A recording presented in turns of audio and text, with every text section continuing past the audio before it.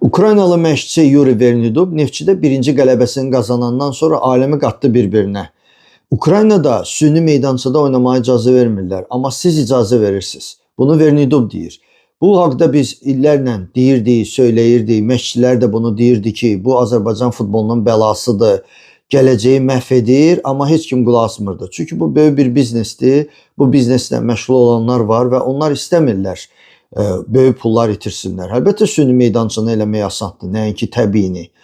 Vernidub buna əlavə etdi və bir daha dedi ki, mənim komandam təbii ot örtüyündə oynayır, amma sünidə çalışıcı heç məşq eləməyək. İndi onu gələcək göstərər. Həmçində Vernidub Vensan Abubakarın formaya qayıtmağını istəyir və qışda təlim məşq toplanışında Vensanı hazırlayacaq.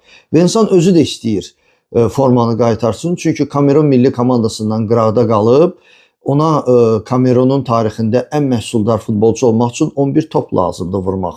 Bunun da qabağını Kamerun Futbol Federasiyasının prezidenti Samuel Eto'o alır. Onu millidən uzaqlaşdırıblar. İnşallah Vensan həm Neftçidə, həm də Kamerunda öz qollarını vurar. Ukraynalı məşqçi Yuri Vernidub Neftçidə birinci qələbəsini qazanandan sonra aləmi qatdı bir-birinə. Ukraynada süni meydançada oynamaya icazə vermirlər, amma siz icazə verirsiniz. Bunu Vernidub deyir. Bu haqda biz illərlə deyirdik, söyləyirdik, məşqçilər də bunu deyirdi ki, bu Azərbaycan futbolunun bəlasıdır, gələcəyi məhv edir, amma heç kim qulaq asmırdı. Çünki bu böyük bir biznesdir, bu bizneslə məşğul olanlar var və onlar istəmirlər böyük pullar itirsinlər. Əlbəttə süni meydançını eləmək asandır, nəinki təbiini. Vernidub buna əlavə etdi və bir daha dedi ki, mənim komandam təbii ot örtüyündə oynayır, amma sünidə çalışıcı heç məşq eləməyək. İndi onu gələcək göstərər.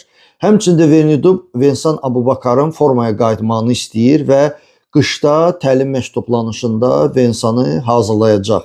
Vensan özü də istəyir formanı qaytarsın. Çünki Kamerun milli komandasından qıraqda qalıb, ona Kamerunun tarixində ən məhsuldar futbolçu olmaq üçün 11 top lazımdır vurmaq.